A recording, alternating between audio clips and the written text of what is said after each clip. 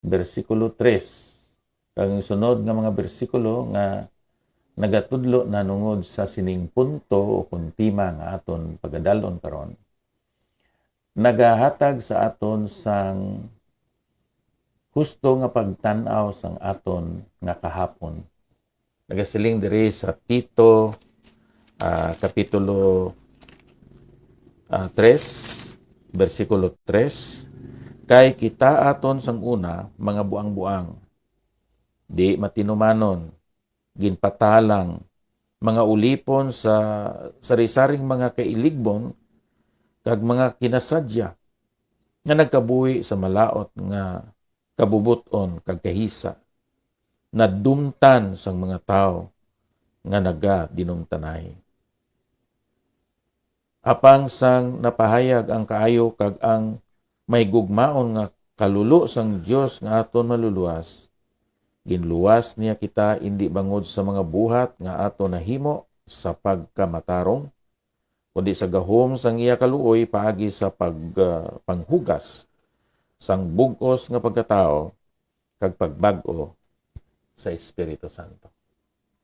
Kabayab yan nga ang Ginoo magadugang sang pagpakamayo sa sining mga pulong aton ginbasa.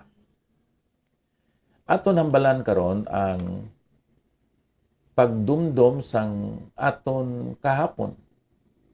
Kung ano kita sang una. Kita mga buang-buang. Wala kita nagatuman sa mga sugo bisan pa sang aton mga ginikanan. Hindi kita matinumanon bisan pa sa mga sugo kag kasuguan sang gobyerno. Mga tao kita nga ang aton handom amo ang pagtuman lang sang aton mga balatyagon, mga tinguha kag ginabuko sa aton nga mga kabuhi.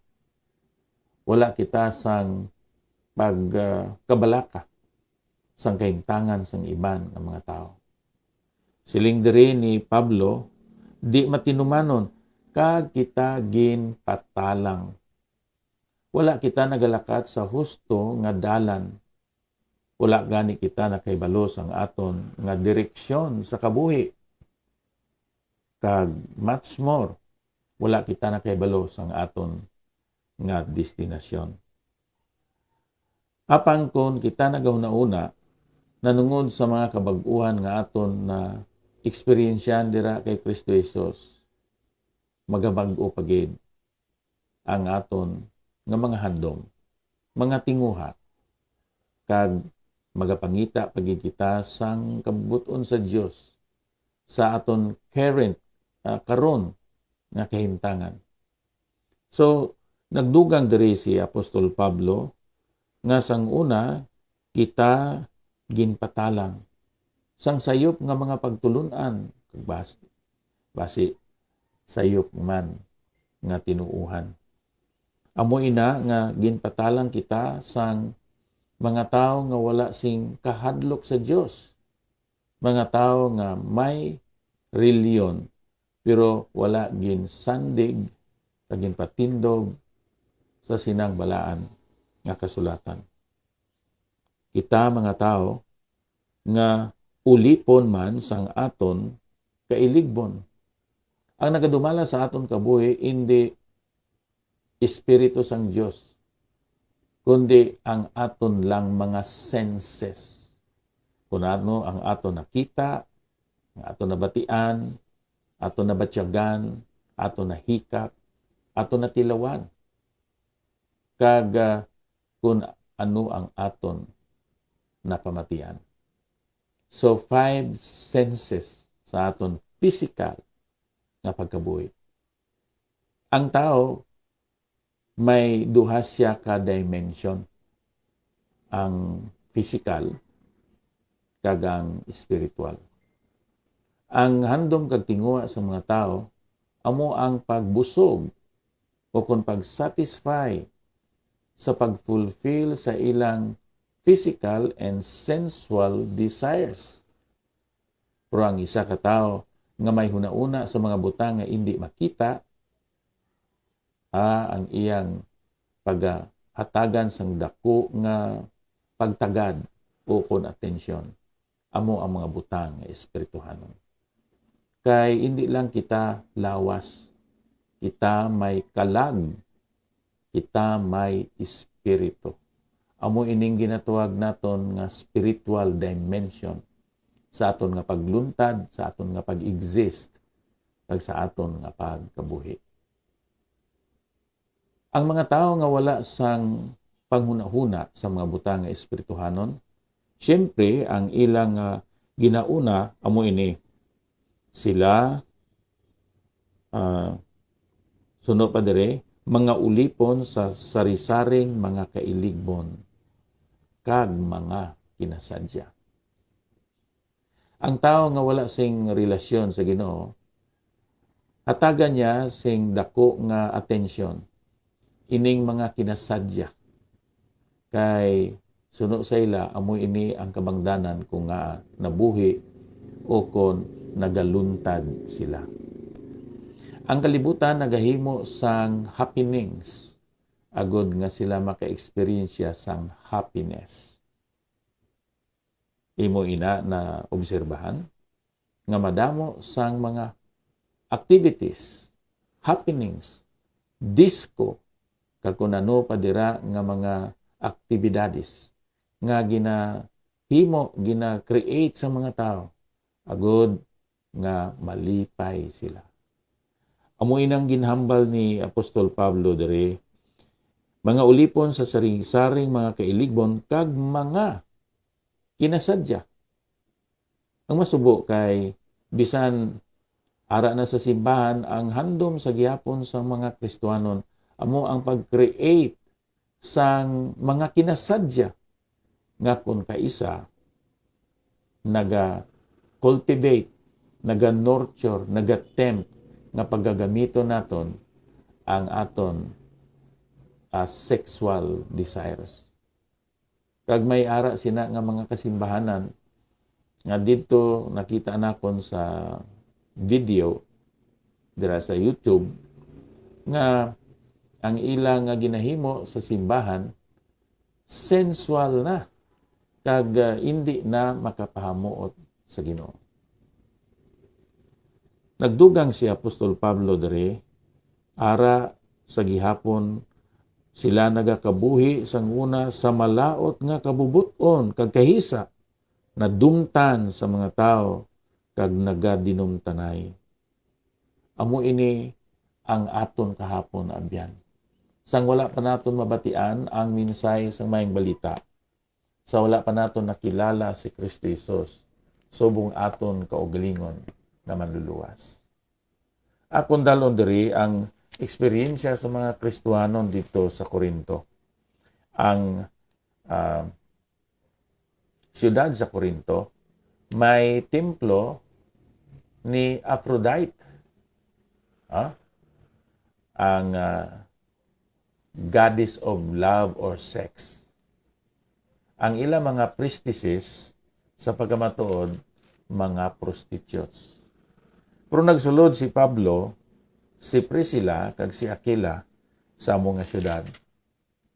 May problema sa gihapon ang among nga iglesia. Kag ginhatagan sila sang reminder ni Apostol Pablo kung ano sila sang una. Sa naunang Korinto Kapitulo 6, versikulo 9, aton mabasa ini, wala bala kamo makaibalo nga ang mga di matarong hindi makapanubli sang ginharian sang Dios? Dili kamo magtalang bisan ang mga makilawason o kon mga diwatahan o kon mga makihilahion o kon babayinon o kon mga sudumanhon o kon mga makawat o kon mga mahamkunon o kon mga palahubog o kon mga mapasipalahon, o kon mga malugos, hindi makapanubli sang ginharian sang Dios. Sa aton paabyan, ang iglesia sang Corinto, may mga miyembro nga sang una, ang ila mga bisyo kag mga sala amo ini. Sila makilawason, fornicators, Ini sila mga tao nga nagasimba sa mga Diyos-Diyos. Bisan mga makilawason o kon mga diwatahan. Sila mga makihilayion, meaning mga adulterers. San sino dira nga babae, ilahuliran, kag magabusong ang amo nga babae, naga-extend, nagadamo ang iya lahi, makihilahion. O kon babayinon, effeminate, ari diri abyan, amo ini ang homosexuality. Sa aton pa abyan, may mga membro ang iglesia sang Corinto nga sang una mga agi, kag mga tumboy, mga effeminate. And then, may ara man nga mga sodomanhon. Amoy na ang ginahimo sa mga agi, sa mga tumboy. Amo ini ang sahi sang sala nga ginahimo sang mga nahimo nga miyembro sa iglesia sang Corinto. Kung sa aton paabyan, ang isa ka homosexual, kung makabati siya sang pulong sa Ginoo kag iya batunon ang iya nga sala, iya hinulsulan, talikdan, palayuan ang among sala, siya matudtod nga nagahinulsol kag nagasalig sa kay Kristo Jesus. May kahigayunan, may tsansa, may pribiliyo. Ang bisan sino nga makasasala nga ginsambit na diri sa unahan, nga makasalig dira kay Kristo Jesus. Kag mga mga kawatan sang una dito sa Corinto, nakabati sa mayang balita. O kon mga mahamkunon, covetous, ang paghamkon, ang paghikaw sang iban nga mga tao, isa man na kasala. And then, mga palahubog, gahigda lang dito sa higad sang dalan tungod kay nahubog na. Pero nakabati sa mayang balita, nagbago ang iya nga kabuhi. Recently, nakaistorya ako sa isa ka drug addict nga kung aton usisahon, nahimo man gani siya karon nga pastor. Shoot to kill na siya dito sa Mindanao. Pero nagbago. Nakita ko ang kabaguhan sa iya nga kabuhi. Kag nagapasalamat ko nga nakakilala ako sa iya. Siya nahimong alagad sa Dios. And then, mga mapasipalahon, mga tao nga nagarevile, mga extortioners, mga malugos, ga-extort, wala ga trabaho, sige lang pangayo, 5, 10, tinamaran nga klase sa pagpangita sang kwarta. Mga extortioners. Ano kuno dire? Hindi sila makapanubli sang ginarian sang Dios. Apang ari diri ang natabo. Kag ang iban sa inyo subong anay sina. Amo ina ang ilang kabuhi, bisyo, sala, kag batasan sang una. Apang ginhugasan kamo, ginpakabalaan kamo, ginpakamatarong kamo sa ngalan ni Ginoong Hesukristo kag sa Espiritu sa aton Dios. Abyan, base ikaw isa sa mga tao nga nagahimo sini nga sala o kondisyon. Palapit ikaw kay Ginoong Hesus.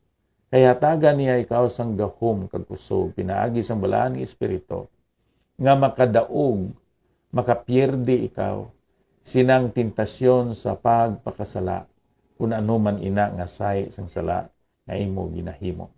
Palapit ikaw sa Ginoo kay ara sa iya ang kusog, kag ang kadaugan, ang kaluwasan, ang kabuhi nga wala sang katapusan. Siguro madamo na ang imo pangitaan sang solusyon sang imo nga problema, sa imo bisyo, sa imo nga sala. Palapit ikaw kay Ginoong Hesus. Kay si Ginoong Hesus amo ang nagbayad sang imo mga sala. Pinagi siyang kamatayon. Kag pinagi siya pagkabanhaw, mahatag niya sa imo ang kaluwasan kag ang kabuhi nga wala sang katapusan. Kita nga mga Kristiyanon, dumdumon naton ang aton mga inagihan sang una. Kung ano kita ka mahigko mga makasasala, mga tao nga wala sang relasyon o kung kaangtanan dira sa Dios. Kag magpabilin kita nga bag-o sa aton panguna-una sa mga hambalanon kag mga pululungon kag sa aton nga paggawid. Agod nga kita makapresent, makaportray, makadeclare, makaproclaim sa mga tao nga may paglaom dira sa kay Kristo Jesus. Amay nga balaan, madamong gid nga salamat sang imo pulong. Ginagamit nimo ini sa pagpatalupangod sa mga tao nga may paglaom dira kay Kristo Jesus. Kami nagabalikid kag kun amon i-distinguish ang amon kabuhi karon kang amon kabuhi sang una, kami makapasalamat gid kag makahimaya gid sa imo. Sa ngalan ni Ginoong Hesus. Amen. Nairil hasta lang kita diri, salamat sa imo nga pag-replay sining aton nga segment karon. Akon nga pagpangmusta sa kay Iris Jones, Nervy Ging, Alico Garganyan, and sa aton mga viewers diri nga hindi naton makita sa karon pa, ang Dios magapakamayo gid sa inyo nga tanan. Madamo gid nga salamat. No greater love is known.